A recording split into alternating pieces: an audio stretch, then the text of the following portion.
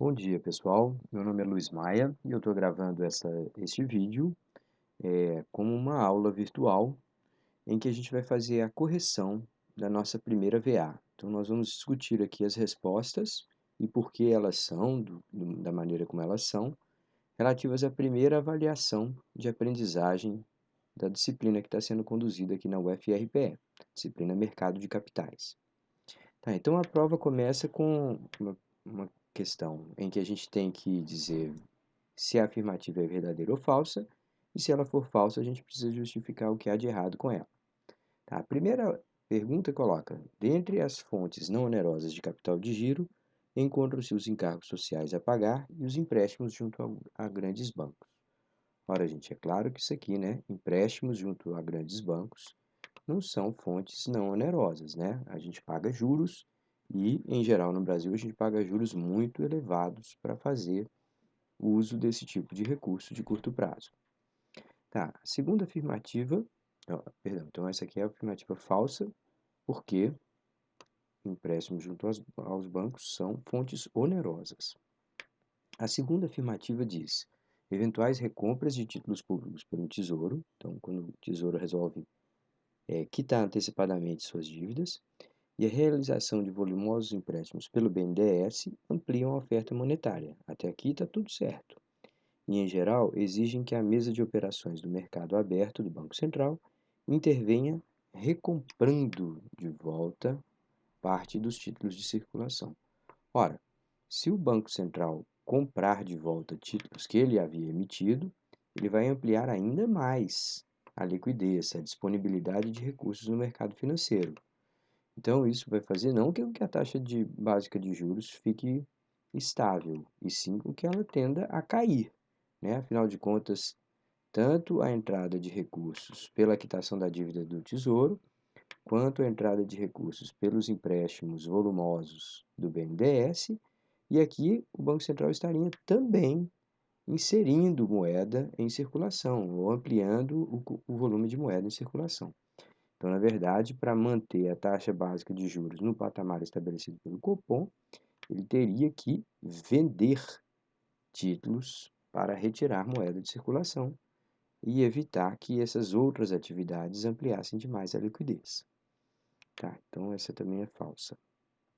A questão C. O nível elevado de depósitos compulsórios no sistema bancário brasileiro é uma anomalia decorrente da maneira imprudente com que o país escolheu lidar com a inflação ao longo de décadas. Essa afirmativa é perfeitamente verdadeira. A gente sabe que, pelas negligências do passado com a gestão da moeda, os bancos tinham sempre um risco muito grande de não saberem calcular o risco de inadimplência, o risco dos clientes, e temendo que a gente tivesse insolvência bancária, o sistema financeiro foi sempre moldado pelos órgãos, pelo CMN, né, o Conselho Monetário Nacional, obrigando que houvesse sempre a retenção de uma parte muito significativa dos recursos depositados pelos clientes nos bancos, tá? Então, isso faz com que os depósitos compulsórios no Brasil sejam historicamente muito acima do que se observa em outros países. Então, essa afirmativa é verdadeira. A letra D.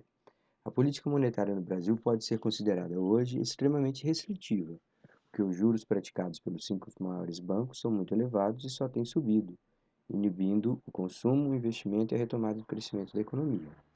Ora, essa afirmativa é falsa por algumas questões. Primeiro, que a política monetária pode ser expansiva ou restritiva e os juros praticados pelos cinco maiores bancos podem ser elevados. Tá? Então, o que define o patamar dos juros cobrados pelos bancos, em grande medida, é a tributação sobre operações de crédito, é a pouquíssima concorrência que nós temos no setor bancário no Brasil.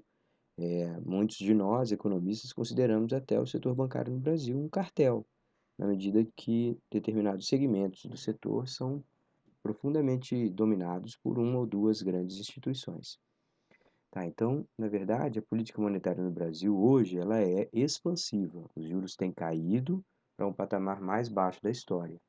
No entanto, infelizmente, as taxas de juros cobradas pelos bancos né, na hora de fazerem operações com o grande público, elas de fato ainda são muito altas, embora não estejam subindo como a afirmativa diz aqui. Tá, então essa é uma afirmativa falsa. A quinta, letra E. Os empréstimos chamados de Resolução 2770 são operações de crédito contratadas junto a bancos estrangeiros com a intermediação de um banco nacional e são solicitadas sempre por empresas estrangeiras que operam no Brasil. Então, esse finalzinho aqui, ó, é a parte falsa. Tá? Quem contrata esses empréstimos são principalmente operações brasileiras, sejam elas de propriedade nacional ou estrangeira, mas que têm receitas em dólar.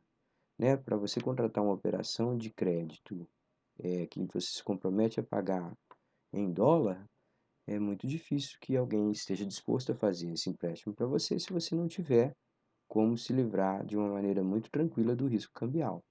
E a maneira mais fácil de fazê-lo é se você tem uma porcentagem grande do seu faturamento advindo de exportações. Tá, então, mais uma afirmativa falsa. A letra F.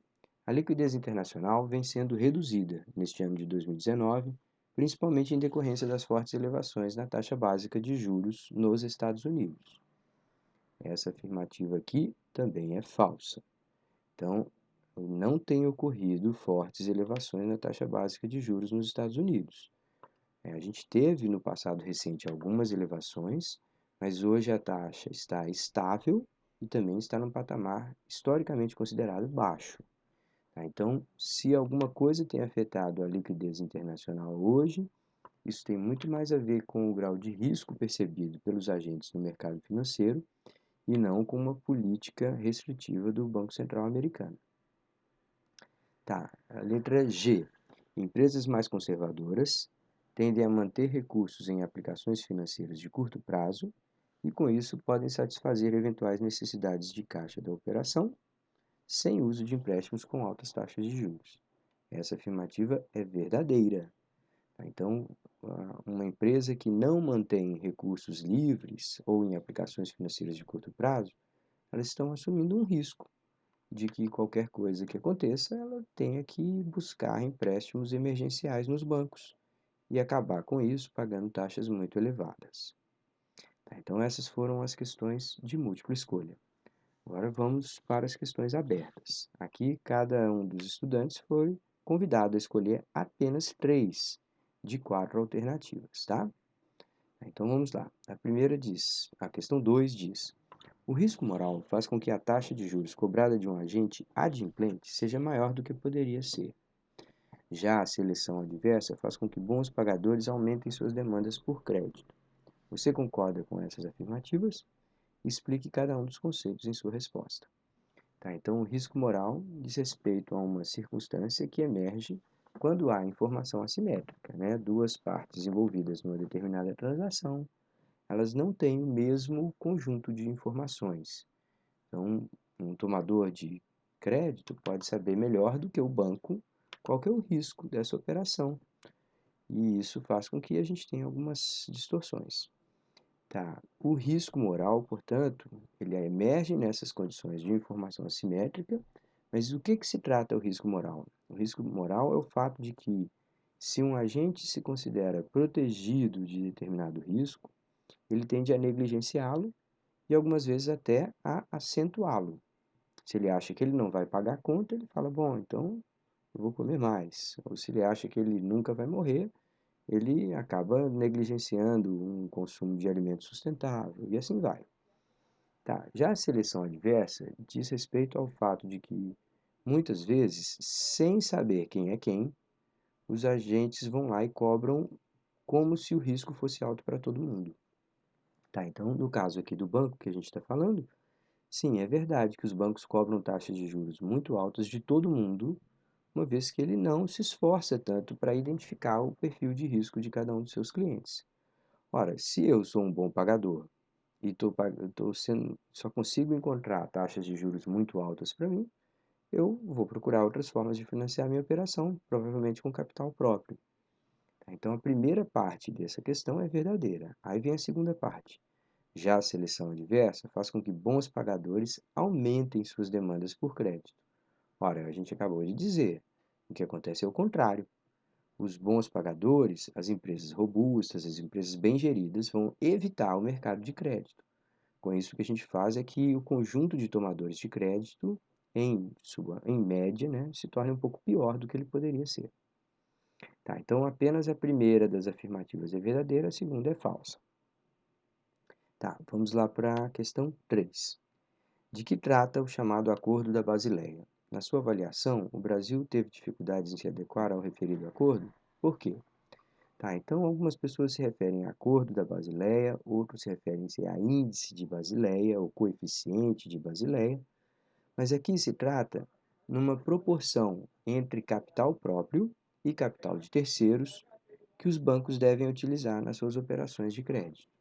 Então, bancos que não têm uma porcentagem significativa de capital próprio para fazer uso, eles podem agir de modo a negligenciar o risco, né? Então, como a gente discutia na questão anterior, ao colocar parte dos seus recursos nas operações de empréstimo que faz, o banco fica especialmente atento no risco que essas operações têm. E com isso ele, de alguma forma, evita-se o risco moral, tá?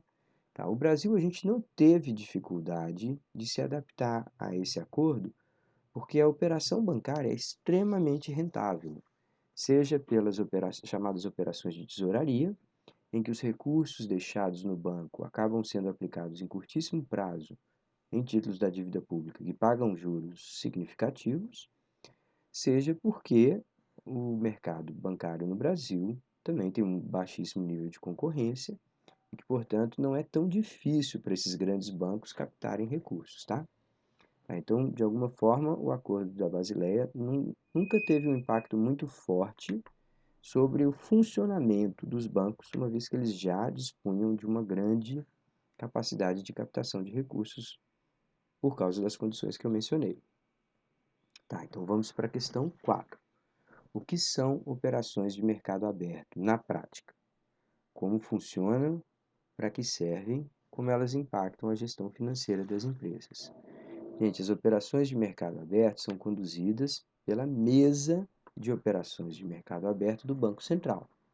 Tá? Então, o Banco Central tem lá uma série de profissionais que monitoram o mercado financeiro continuamente. Eles têm sistemas online que conseguem ver as grandes operações que estão sendo realizadas entre os grandes bancos e eles conseguem saber qual que é a taxa de juros que está sendo praticada no mercado financeiro, principalmente entre essas grandes instituições, mas não apenas entre elas. Então, o Banco Central monitora continuamente qual que é o grau de liquidez que tem naquela economia e qual que é a taxa de juros que está sendo praticada em grandes empréstimos, principalmente envolvendo trocas de títulos públicos. Tá? Então, o que o Banco Central faz isso? Ora, ele faz isso para manter a taxa básica de juros, a chamada taxa Selic, no patamar que foi definido lá pelo Copom.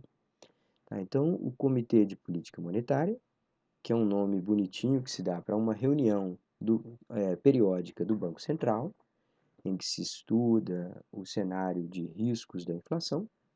Tá? Então, esse Copom define uma meta de taxa de juros Selic e o Banco Central, através dessas operações de mercado aberto, ele intervém no volume de moeda disponível. Tá? Então, ao comprar e vender grandes volumes de títulos públicos, o Banco Central consegue tirar ou colocar em circulação mais moeda. E na medida com que esses recursos chegam no setor bancário, eles tendem a tornar essa moeda mais escassa ou mais abundante. Esse volume mais escasso ou mais abundante. E com isso, ele mira aquela meta definida pelo Copom. Então, se a meta hoje está definida lá em 6% ou 5,5%, qualquer desvio dessa meta, 5,45%, 5,55%, tá? Qualquer desvio que seja estabelecido para essa meta acaba sendo corrigido com essas operações de mercado aberto. Tá? Então, o Banco Central não anuncia quantas operações vai fazer, não anuncia qual o volume dessas operações que ele vai fazer ao longo do dia, ele passa o dia monitorando o mercado E conforme ele veja desvios que são autocorrigidos, ele não intervém. Mas se ele vê que há uma tendência à escassez excessiva ou abundância excessiva de recursos, ele intervém comprando títulos ou vendendo títulos, de modo a colocar moeda em circulação ou tirar moeda de circulação, e com isso manter a taxa básica de juros na economia no patamar definido pelo Copom. Tá, por fim, vem a questão 5. De que maneiras a atuação do BNDES e as políticas de governo para essa instituição trazem efeitos contraditórios no mercado de crédito brasileiro? Explique sua resposta. Gente, aqui algumas pessoas tendem a buscar a explicação pela existência de corrupção ou pela pouca transparência em algumas operações do BNDES, mas não é disso exatamente que nós estamos falando. Nós estamos falando do fato de que o Banco Nacional de Desenvolvimento Econômico e Social, não apenas ele, mas ele principalmente, realiza operações de crédito que deveriam priorizar operações ou investimentos de longo prazo, aquelas operações que não encontrariam financiamento no setor bancário convencional. Então, se alguém vai construir o metrô de uma cidade, se alguém vai implantar uma nova empresa siderúrgica, né, que até a maturidade daquele investimento vão se passar aí 5, 8, 10 anos. Tá? Para essas operações muito caras e de retorno de longo prazo, é que serve o BNDES. No entanto, o que o BNDES faz muitas vezes é oferecer operações de crédito a taxas de juros subsidiadas para grandes empresas brasileiras que não teriam dificuldade alguma de contratar empréstimos junto ao setor bancário. Então, ao fazer, o que o BNDES faz é tirar do mercado de empréstimos algumas das empresas com mais baixo risco. Ao fazê-lo, o conjunto de tomadores de empréstimos junto ao Banco do Brasil, ao Santander, junto ao Bradesco, ele é de qualidade um pouquinho inferior, ou seja, ele tem riscos de inadimplência um pouco maior, uma vez que você tirou ali de circulação os grandes demandantes de empréstimo que não envolvem risco, ou que têm risco muito baixo. Tá, então, o perfil de risco médio dos tomadores de crédito aumenta e, com isso, os bancos tendem a aumentar a taxa de juros para receber um prêmio por esse risco um pouco maior. Tá, então, nesse sentido que, ao oferecer grandes volumes de empréstimos subsidiados para grandes empresas, o BNDES acaba fazendo com que o custo dos empréstimos para empresas médias ou pequenas fique, em média, um pouco maior. Daí o fato disso ser um efeito contraditório no mercado de crédito. Bom, essas são as explicações. Eu vou deixar esse vídeo aqui na esperança de que os estudantes vão ouvi-lo, vão ter dúvidas e vão postar, talvez aqui mesmo no YouTube, ou então nas redes sociais. Quando quiserem interagir comigo, vão postar suas dúvidas sobre essas resoluções. Um abraço a todos e até a próxima.